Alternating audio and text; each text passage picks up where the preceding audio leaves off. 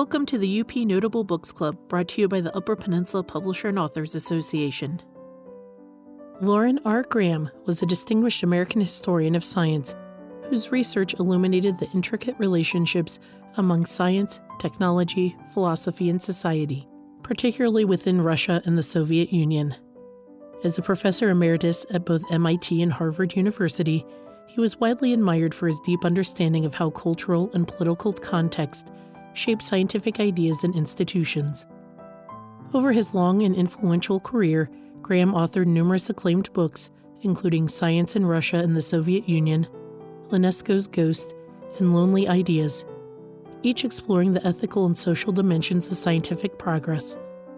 His work bridged disciplines and continents, earning him international recognition as one of the foremost scholars of the history of science and the moral responsibilities of scientific inquiry. Hello, everybody. Evelyn here from the Crystal Falls Library, and it is good to have Patricia here, who's going to be I can't show the book because I don't have a copy here. Someone checked it out. It was on hold. I had to hurry up and finish reading it to get it to another patron. But we're going to be discussing tonight A Face in the Rock and some other there, she's holding up the book. Good job, Patricia. And some other work by her husband. Her late husband. I do want to say that next month is our final UP Notable Books Book Club meeting, and it's going to be Make It Go in the Snow by Larry Jorgensen. He's a two-time UP Notable Book author, so we're looking forward to that one. This is all about people and ideas in the history of snowmobiles. So I don't know if we'll have snow on the ground, but we might. So we picked this one for December. So this one's going to be, let me just double check my calendar here. I think I know the date, but I'm just double checking.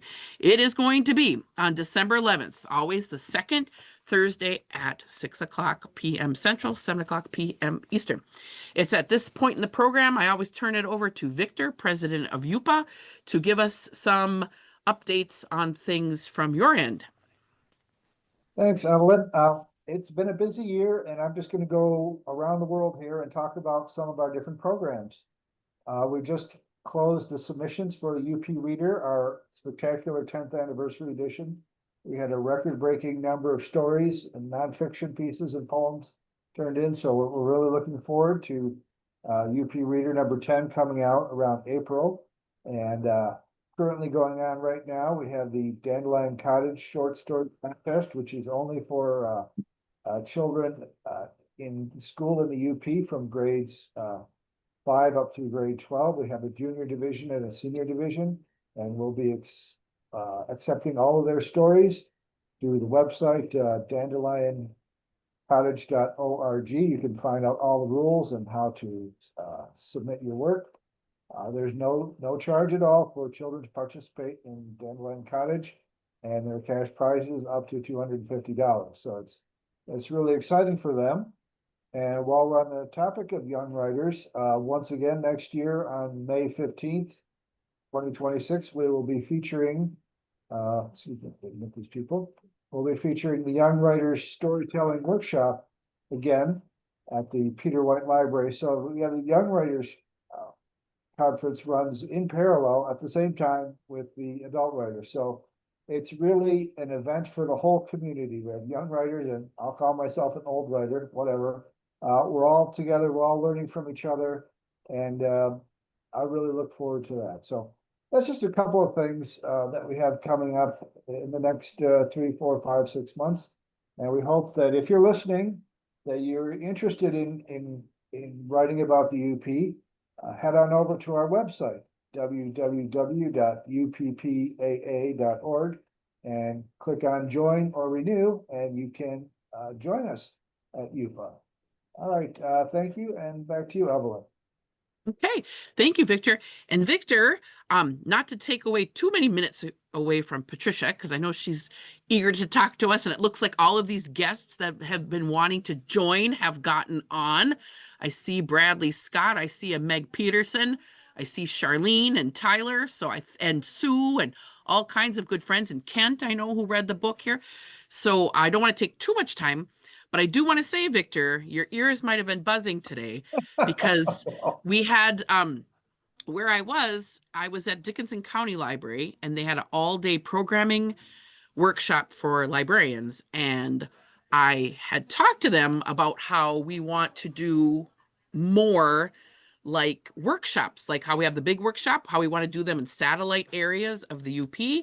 And wow, these librarians were on fire. They're on board. They want to come to the big one. They want to, it was just exciting. So I think we might, I think we got a little enthusiasm going to kind of spread the love of writing and pamphlets. A lot of them don't have pamphlets at their library. They want to know more about UPA. So I was out there cheerleading today for us, and I think we're gonna get some more action. So All right, that's you good got a news. tiger by the tail. Thank you. I hope so. I hope so, because I think it's very important, the relationship between the librarian and the reader and the writer. So without any further ado, Patricia Graham, I am so delighted you're here tonight because I just adored your husband's book. I almost couldn't put it down. I mean, it was really a good story and well researched, and can't wait to hear more. So take it away, Patricia. Thank you. It's a real pleasure for me to be included in your meeting today, and I'm very grateful for the invitation. I'm here representing my late husband, Loren Graham, who died in December of last year. He would love to have been here himself. He was a devotee of the UP, as am I. I came first in 1937 when I was 2 years old. He had to wait until he was 20, and he and I were engaged. And one question was, would the engagement continue if he didn't appreciate Grand Island? And so fortunately, we didn't have to think about that because he loved the UP. And we were married in 1955, and when he was in the Navy, and we have been back all the years except one Navy year. He didn't make it, but I did make it. So, and our daughter came when she was too tiny to walk around, but she's been doing plenty of walking around since then.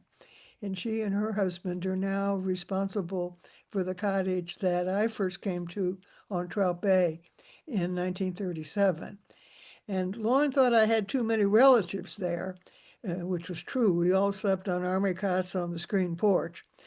And so he was looking for a place where he could write because he soon became, after he got out of the Navy, he became a professor eventually, took a while. And he wanted to write the books that he wrote professionally, which were about Russian history and the history of science, where he didn't have a bunch of large and small people crawling over him. So the lighthouse at the northern tip of Grand Island was what he chose. Had no road connected to it. It was 12 miles from the cottage where the family was. He thought that was about right. And that is where he wrote Face on the Rock and the other book he wrote about Grand Island, Death at the Lighthouse.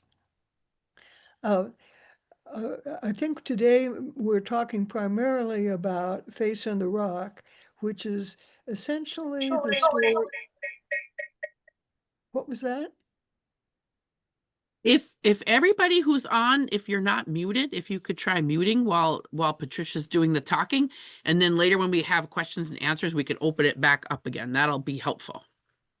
Please call me Pat. Nobody calls me Patricia except the. Okay, I'll call you Pat. Thank you. He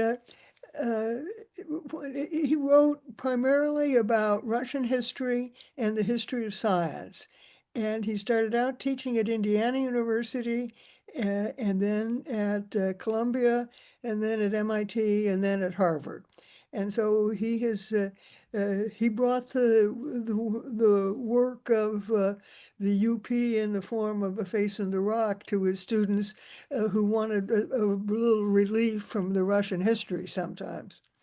So The Face in the Rock is a book that has probably sold more than any of the other dozen books that he wrote. And that's probably because when American teachers and school people wanted to find works about Indians whom their students, mostly elementary students or junior high school students, that they could read, there wasn't much available.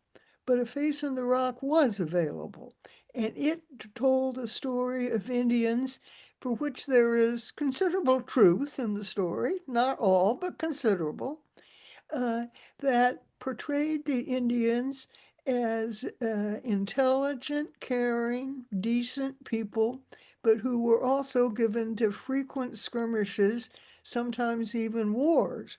And in the book that Loren wrote, the one central theme is the fight between the Sioux Indians and the other Indians, of whom the hero is one. And what they did was to paint the fighting between the different Indian groups as intense, and that the Sioux were prepared and much better prepared to fight than the Indians who were the Chippewa Indians, who were making a good living with hunting and farming and so on. And when the Sioux approached the Chippewa to have a big argument, which became a fight, the Chippewa were very reluctant. However, in the end, the Chippewa agreed to do this, and then they went to get one of their little groups, which was the group of Chippewa who were living on Grand Island. That was a very small group of the Chippewa, but it was still a group. And it had men, and it had one young man. And this young man was known as Powers of the Air. His father was a key leader of the Chippewa, and the Chippewa reluctantly, but nonetheless did, get themselves together to go as a war group to fight the Sioux. And when the book goes into a good deal of detail about how they made this plan, and but the sad consequence was that the Sioux were much better prepared to fight than the Chippewa, who were not given to fighting much. And the only Chippewa who survived was the son of the leader of the Chippewa, who was a young man, probably 18 or so at the time, and he was a very good runner. So after their fight occurred and the Chippewa were all killed except for this young man who ran fast and got away from them, he ran back to his home on Grand Island, on Trout Bay at Grand Island, to tell the women, the wives and the mothers of these men, that the men were all dead. So the book does not begin with a happy story. It begins with a sad story. The Sioux, when we don't hear much more about the Sioux, except we know from his history that the Sioux became a dominant Indian group in the middle part of America, the United States, what became the United States. The book, however, focuses on what happens to this young man called Powers of the Air, because of his fast running that looked as if he was just being pushed by the air to run. And the Loren explains how Powers of the Air grew up. He was an adolescent when the book begins. He becomes a young man as the book goes on. He marries a woman with whom he is very happy. And it is a tale of Powers of the Air, and the book ends when Powers of the Air is an old man and not vitally important to the story, but it includes, because we know it to be the case, that he meets my grandfather when my grandfather comes to Grand Island in the 1880s. So most of the book deals with the experience of Powers of the Air, who turns out not only to be a great runner, but also a great thinker and a great organizer. And gradually, he is recognized as the leader of the Chippewa in his area, which is essentially the area of Grand Island and Munising, although Munising is not a very big place when he starts out.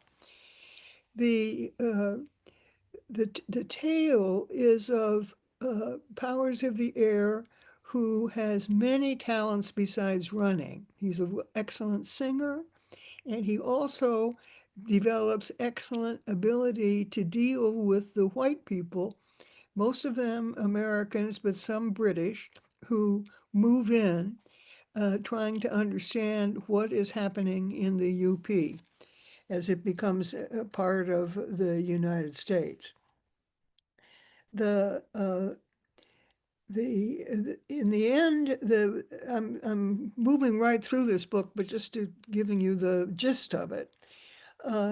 As Powers of the Air becomes a full adult in his 30s, 40s, and 50s, he becomes the spokesman for the Indians in the part of Grand Island and the Munising area in dealing with the white men who come trying to understand what it is that the UP is all about. Well, the first group who comes kill all the beavers and are not good to the land, but certainly not good to the beavers.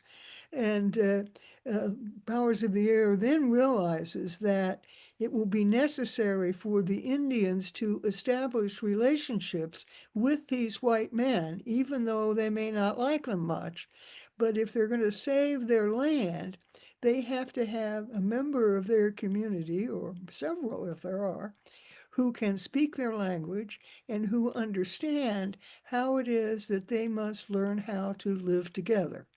And I think that's probably a central argument of the book. And Powers of the Air is the Indian who is able to unite his people and speak for them with the white people who come. So Powers of the Air has learned English. He and his wife and children are friendly with these people who show up, many of whom become very important in the United States government. And we can talk a little about some of them if you would like to do that. In the end, Powers of the Air has provided for the area of the UP surrounding Munising a safe place for Indians and for whites. And Powers of the Air has learned how to participate with whites in activities that benefit the development of Grand Island and the UP. And I'll stop there. I gotta unmute myself, but thank you. That was a very good recap of the book. I know I saw Sue there shaking her head a lot like I was, because I know we both read and really enjoyed the book. How would you like to go forward? Do you want to talk about the other book, or do you want to have some questions and answers now? Why don't we have some questions or discussions that you want to have about this one, Face in the Rough? Perfect. And then Perfect. depending on how much time we have, we'll talk a little bit about Death at the Lighthouse, which is altogether different book. I should just Okay. add that Loren published 14 books, one of which was published after his death. Most of them deal with the history of science or Russian history. So these two are quite separate from those. Okay. Well, anybody out there in our audience tonight want to ask Pat some questions? Okay, Anne, go ahead. Yeah, I would love for you to follow up on the white people who became important and Powers of the Air relationships with them. They became heads of government, heads of the U.S. government.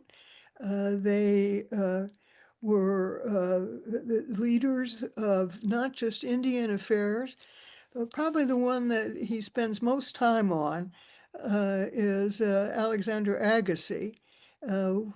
My house, where I am right now, is 1 block away from the Agassiz house.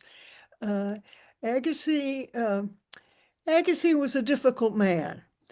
Agassiz was born in Switzerland, married, came to the United States in the mid-19th century, probably 1840, something like that. The United States was just getting itself organized, had a little trouble getting it organized. And he was very prominent in that. He became a member of the Smithsonian, and then he became the head of the Smithsonian, which is, as you know, in Washington, D.C., a museum that is very active. And he was also active romantically. He left a wife in Switzerland. I hope wished her the best, and never saw her again. And then he married the widow of one of the most prominent, fanciest Bostonians, and apparently liked that very much. And with one of his sons, who seemed gifted to exploring, he brought him to the UP, and there they discovered that in the Western UP there were various kinds of minerals and so on that could be mined.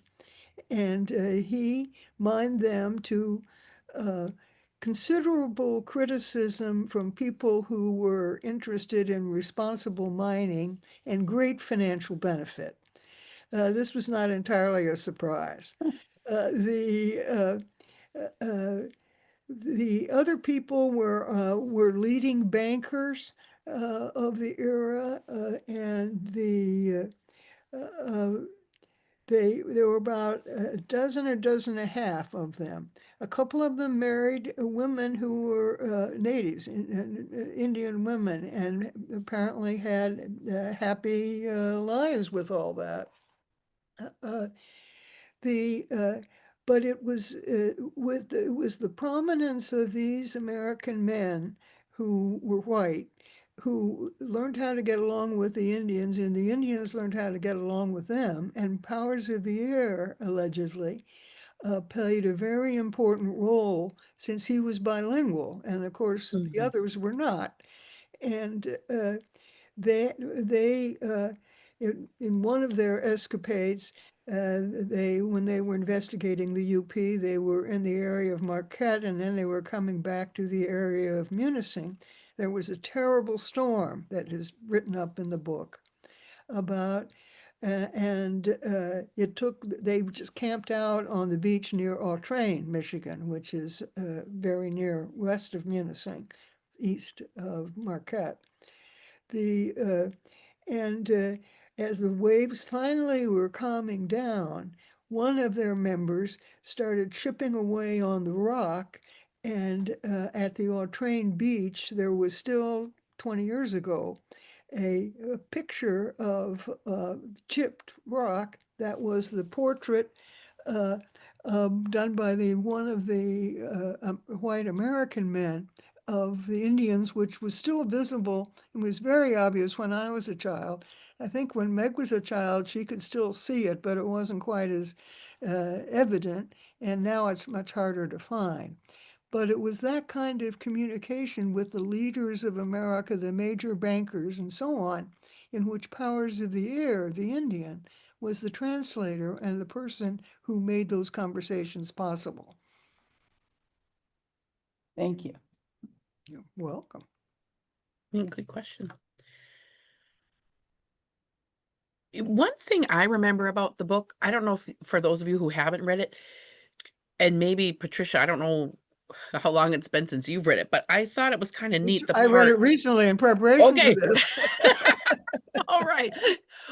Would you like to talk to people about like the colors in pictured rocks and how they kind of were important to the native? I thought that part was fascinating. Well, I think that that part was best seen shortly after it was created. that, and those colors had a significance for the Indians that I think was lost on some of the white Americans who didn't understand it. But for the Indians, I think it was very important, and it was an example of how resourceful the lead Indians, like Powers of the Air, were able to speak to a culture that they didn't know in ways that the American culture could recognize and appreciate. Thank you. Okay, Sue, go ahead. Nope, you have to unmute yourself, Sue. There, There we go. I was just pushing the wrong button. I absolutely love this book, and I was so sad to think that I never got to meet your husband, but so delighted that I'm meeting He was a you. nice man. Yeah, We he were must have married been. almost 70 years. Oh, congratulations. He was obviously very brilliant, and his research is amazing too. And I think that a lot of his research, he had to go to the sources, Yeah. including being there. Of course, your family, having lived in the area for so long, gave him a wonderful entrance to those resources. But the internet hasn't been around a long time for those of us who are up into our 70s now. And I don't know how he did the research for all of this. He worked hard. He worked hard. I bet he had just scads of notes, just piles of notes. Did you help him with that? Did you ever type for him, or No. did he discuss the book with you as he wrote it? No, I listened to a good deal of this tale Okay. over breakfast, over lunch, over dinner, Okay, that's what and I in the meant. evening. So most of the time I had a pretty clear idea of what he was up to. He was And going. once in a while I offered a tentative suggestion, and even more once in a while he accepted it. That's But great.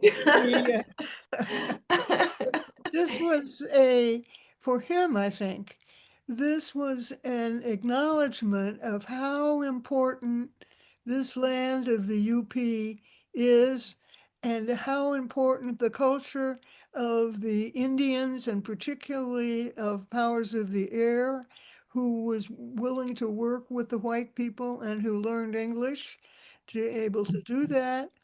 He wanted to show the good side of Yes. the members of the UP community, white people and natives.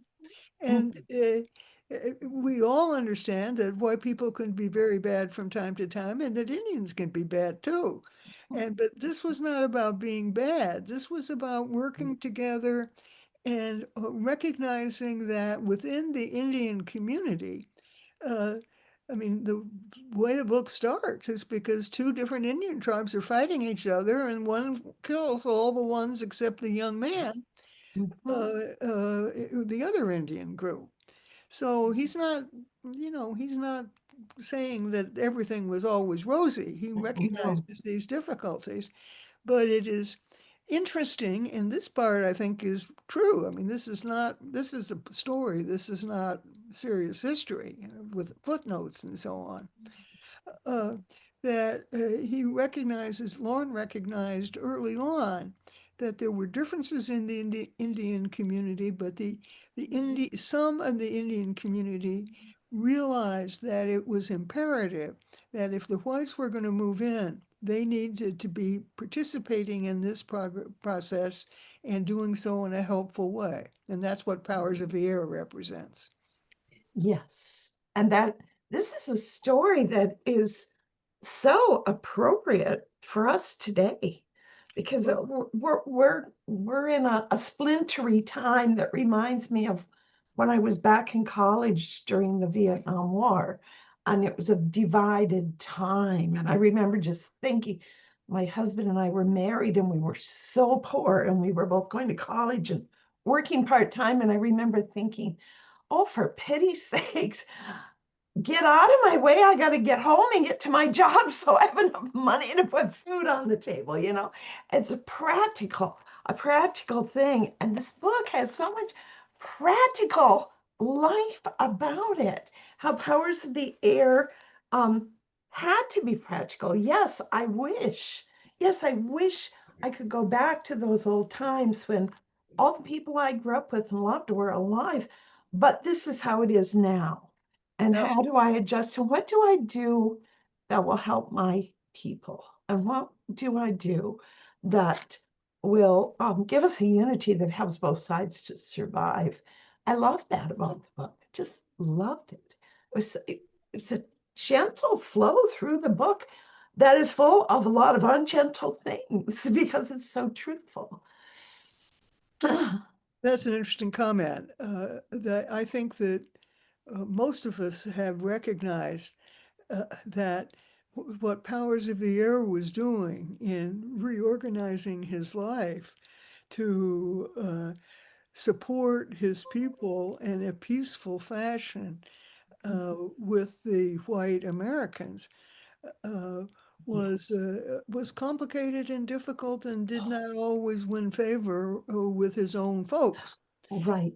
And as you say, it's for those of us who grew up in the 20th century.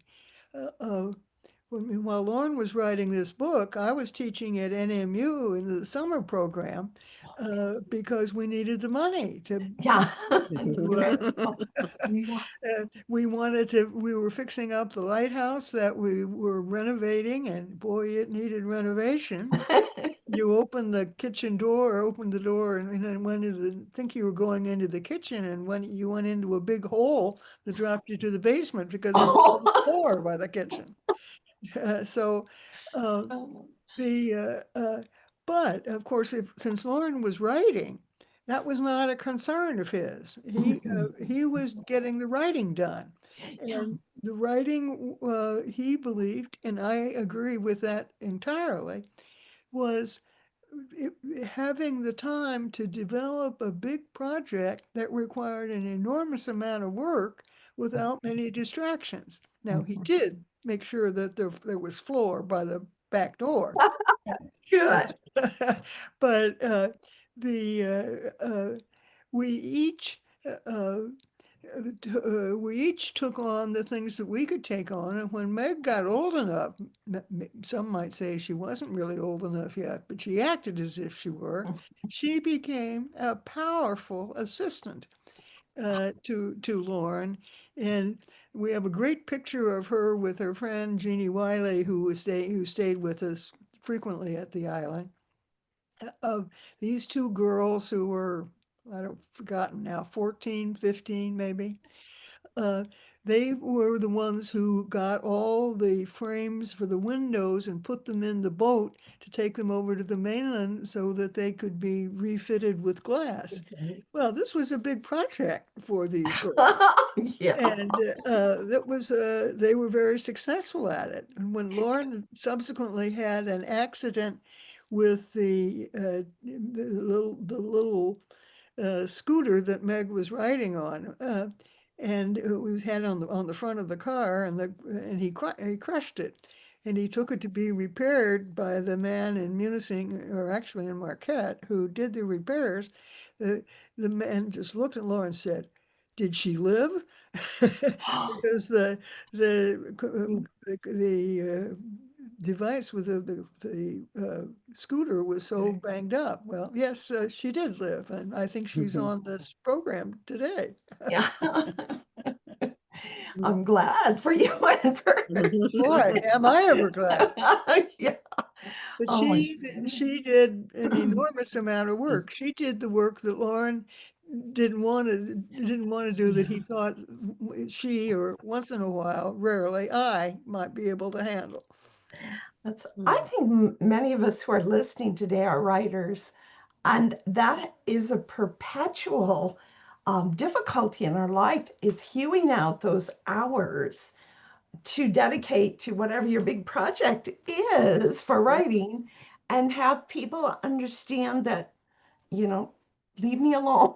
Don't interrupt me. I tell my husband, when you come in, it takes me 15 minutes to get back to where I was, but I want to see him. So it's a difficult, I want him to be here, but right now, just go away for a few more minutes. You know, I can identify with your whole family. Well, it's Both sides.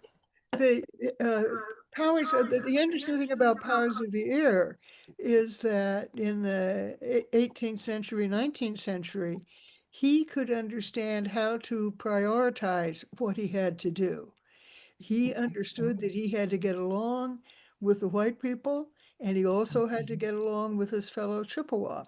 And that when very important people, white people, showed up and wanted to look around, that he needed to be careful and accurate in doing so, showing them around in ways that they could appreciate.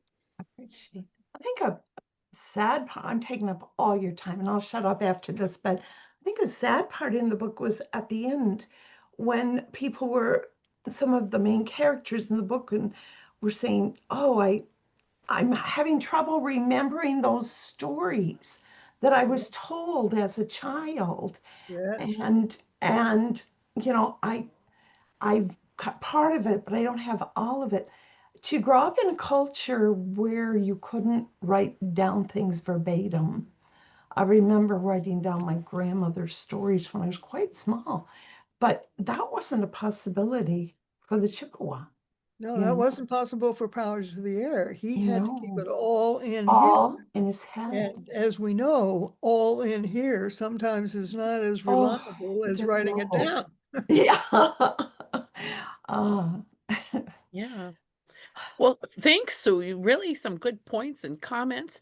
I see Anne's got her hand up. If we can go over back to Anne.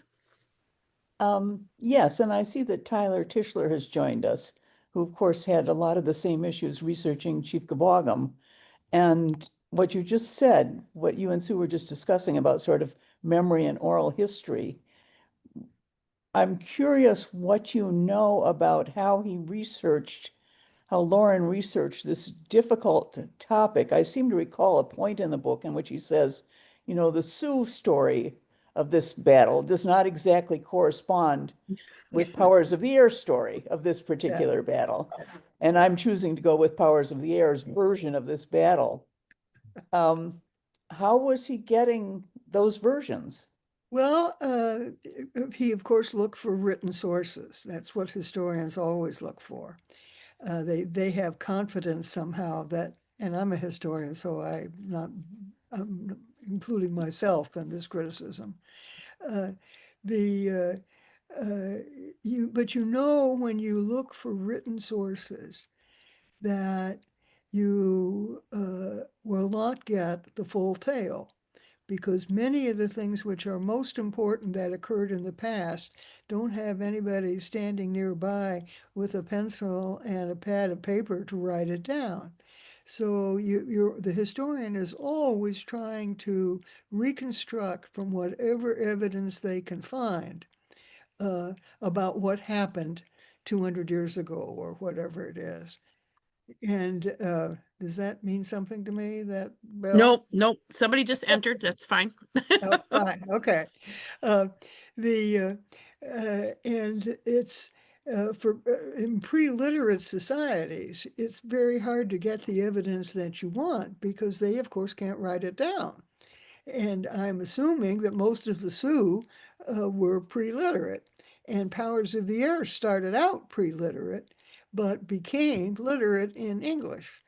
And if you're writing a tale of something that has happened to you or that you have participated in or witnessed, that initially it's always oral. I tell my story of what happened. But then it becomes something you write down. And the gap between what happened and what you write down is often quite substantial. Thank you. Good point. And, you know, I'm a historian too, but I don't do Russia and I don't do Indians. I'm much more limited. Education you have. But I write about what the educational system is doing and how it affects people. Any other questions or comments about A Face in the Rock? The one thing how many listeners are out there? I know some of you don't have your screens on, but those of you who do, I mean, how many of you are from the UP all your life? Okay, so that's one thing that I think, and I don't know if I'm going to be able to say this in the right way, but I think your husband wrote this book very well because it was like this outsider perspective. And I don't think anyone from here could write it so well because he was so careful to say everything just right. He did all the research perfectly, you know, so it was like a very like a really respectful book. You know, he didn't want I don't think my words are putting it clearly enough, but it was really a neat book to read because he just there was a lot of honor, there was a lot of respect, and there was a lot of research, you know, and there was no uh, animosity or heavy-hearted feelings towards anybody. It was just a good story. So I'm very appreciative that you married him and brought him here, and he found I something am to too. do with his time to probably stay away from your large family. He could do all this writing, and he did a good job. It was really good. Thank you. I think the word you use that I agree with and I think is most important is that he was respectful Yes. of the tale he was telling. Hmm. And normally, white Americans in the past have been very critical of Indians. And we don't find many white Americans established at major research universities writing positively about the experience of the Native Americans. Hmm. Yeah. And Well, I think, did. And he he did. obviously thought the world of Powers of the Air. Hmm. And whether everything that he said about Powers of the Air was in fact occurred in Powers of the Air's life, I don't know. Neither did he. Hmm. But he had some evidence that allowed him to make the conclusion that Hmm. this was a good tale to write because it was positive and it was accurate and it was important. I mean, Hmm. if Powers of the Air had not become fluent in English, when all of those big guys who were the head of this and that and the federal government and major industry in the 19th century, when they came to the Upper Peninsula, Powers of the Air was able to speak to them in their language, not his, but their language, well enough that they could understand the possibilities that existed in the UP. Hmm. Yeah. Well, I would have bet all of the listeners are a little intrigued and want to know something about this lighthouse that you were telling us about and the whole. And he wrote a book about the lighthouse. Is that true? Yep, yep, Okay. that's this book. Tell us a little bit about that book. Uh, this book was published later, as about, I guess about 10 years after Face in the Rock. And it's an entirely different book. Mhm. The cover shows our lighthouse after we fixed it when the kitchen floor was very solid. Uh, the the but the death at the lighthouse essentially is the story of the keeper of the lighthouse, because the way the lighthouses would work since the middle of the 19th century when they were established in the United States, of course, lighthouses in Europe were much older because they started sailing from Italy long before 1850. Uh, one of the elements of life at the lighthouse is that you are entirely isolated. And that was true when we started working on it in the 20th century. The the lighthouses began being built in just before the Civil War, the 1850s in the United States. And they were put, the reason they were put where they were was because there was nobody there or nothing there. And ships would run into the land and be ruined if they didn't know how to avoid the land. So the purpose of the lighthouse is to have a light that goes on in a regulated time and period so that you can recognize what the lighthouse is by the number, by the kind of light, how many short lights and long lights it has. And if you're traveling at night and in a big storm and you've been blown off course, it was a big thing for men on ships to know where they were by recognizing the pattern of the lights that the lighthouse emitted.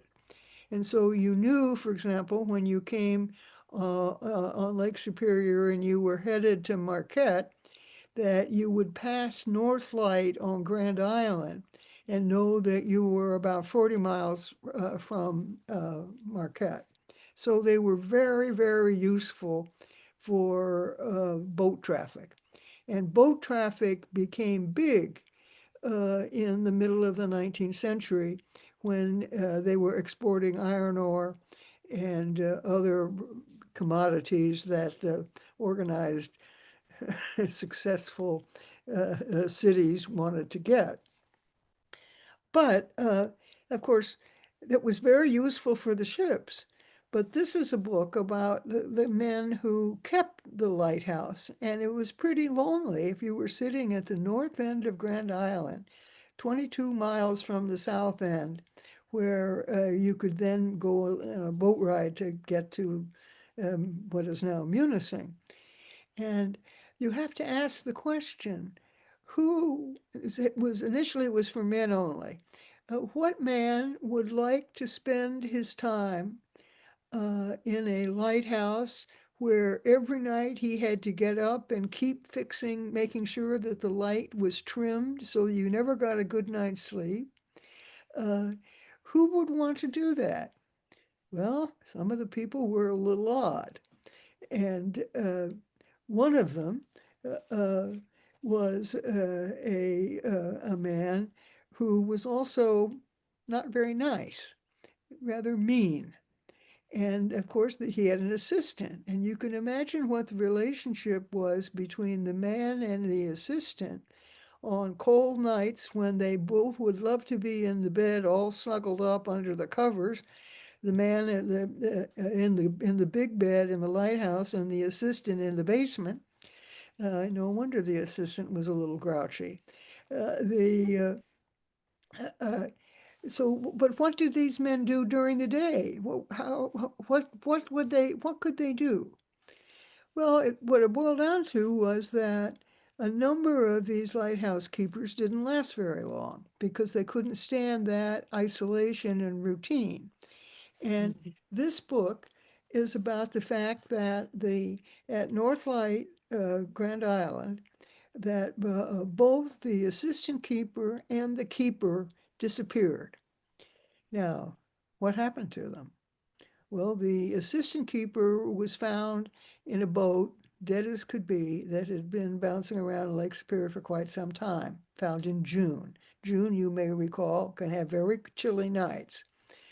And the assumption was that, well, he just didn't know how to run the boat properly. He couldn't get home.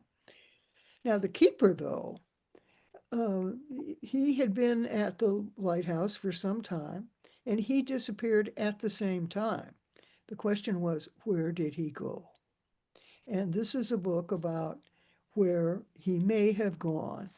And Loren, I have to say, having been married to him for nearly 70 years, he had strong opinions. And when he thought he had something he'd figured out, he told you. And he didn't mince his words.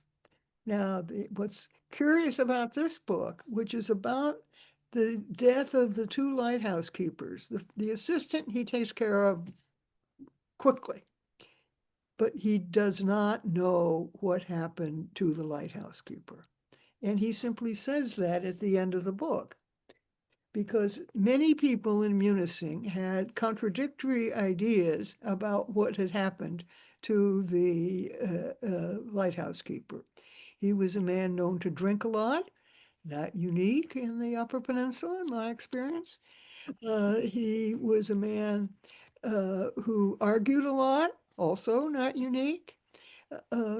He was a man who had a wife and children, but spent more time at the bar than he did at home. So one argument was that he drowned with his assistant, and he sank to the bottom of Lake Superior, and nobody's been looking there. The other is that he came back to Munising, stuck around for a little bit, and then he went to Canada, where he lived a long life and communicated occasionally with his wife and children who remained in Munising. Another is that he came back to Munising, and he managed to somehow get back into Munising without being recognized, and lived, and then eventually died at a decent old age. But the book is about how the story about the lighthouse keeper emerged from different sources at different times. And of course, some of his descendants still live in Munising. And it's an example of a historian telling the truth, which is many historians just give you an ending and say, this is what happened. Loren doesn't do that. What he does is say, we don't know what happened to him, to Mr. Genry, the lighthouse keeper. We do know that he was not a popular person in Munising or a popular person among lighthouse keepers. But we do not know, and he goes into some detail about how we don't know what really happened. Did he sink to the bottom of Lake Superior, or did he die comfortably in Canada without his family? We don't know. But if you read it, I'm sure you'll have an opinion. And of course, the reader today will have a little difficulty tracing the history, but Loren will give you a good run for your money in terms of what happened to Mr. Genry. But it's still up to you to decide whether he came back and lived happily ever after with his wife and family in Munising, or whether he went to Canada and lived an uproarious life or a quiet life in Canada, or if he died in the ship that his assistant keeper died in. So I don't know. Well, it's so funny that you talk about opinions, because I got a couple questions here coming through on the chat, and they're about opinions. So the first question is Powers of the Air known to today's Chippewa community? And if so, do you know how he's regarded? Yes, Loren told me this. He found in Munising relatives of Powers of the Air, descendants of Powers of the Air, and they regard him highly. My grandfather, whom I never knew because he died before I was born, first came to the UP in the 1880s, and he knew Powers of the Air. And he thought, according to he wrote all the time, and his papers are in Detroit in some fine library museum, something. Anyway, he wrote all the time, and he had a very high opinion of Powers of the Air, who then was an old man. My grandfather then was a young man. He died in 1927 as an old man. I don't think that Loren made the people whom Loren talked to in the Munising Chippewa community regarded, some of whom are descendants of Powers of the Air, thought highly of him. Okay, thank you. And the second question I have, also on the chat, is somebody asks, has A Face in the Rock elicited any comments from Native people? Yes, and the comments that I know about that Loren received were very favorable. And particularly from the Native American community in Munising, which Loren got to know well in the process of writing these books. Okay. Yeah. Yeah. I'm That's the sure thing. I'm sure that there are people who don't agree with it. However, and whenever you write a book, even if you work your heart out on it and in your brain both, there are some people who are not going to like it, and I'm sure that's the case. But I have not encountered them. Yeah. And I think that's one thing about this Powers in the Air. I mean, if you take a moment and kind of put yourself in his position, being the only male with everybody being eradicated, I mean, that's got to really have an impact on you and make you, like you say, he had to get along with other people. He could see what would happen if he didn't. So it was very, very good, that part. Powers of the Air understood that he would be killed by the Sioux. Yeah. And that he had the unusual ability to be young, vigorous, and able to run very fast for a long period of time because he ran from someplace in Minnesota back to Munising. That's a long run. You had to be healthy to be able to do that.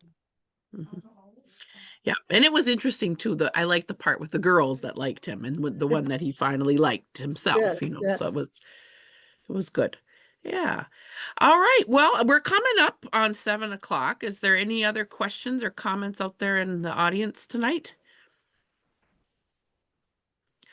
Well, I I'd cannot. just like to add, if I can, how much You sure I can. appreciate the invitation to meet with you. And I hope to see some of you next summer when I'll be back. That would be South Bay wonderful. Cottage. Yeah. It's been a delight. I cannot, it's always nice talking to the author, but I think it's even not nicer talking to the author's wife. Thank you very much. You did a wonderful job. Very, Thank you very, so very much. nice. Thank you. I've got one bit of housekeeping before we go. Pat wasn't getting my emails. Did you all receive an email today from me reminding you about tonight? Raise your hand if you got one. Yep, it's just some hands. Okay. All right. So I'm going to just double check with MailChimp, who we use as a server, to kind of see what went wrong there. But at least I know some people got it. So that's a good place for me to start. Okay. Well, thank you, everyone. And if Victor wants to stay on for 1 minute, I can fill him in on a few details. Yeah. And the rest of you, I hope to see you in a month's time when we make it go in the snow. Have a good evening, everybody. You've been watching the UP Notable Books Club, brought to you by the Upper Peninsula Publisher and Authors Association. To join or for more information, please visit us at www.upaa.org or www.upnotable.com.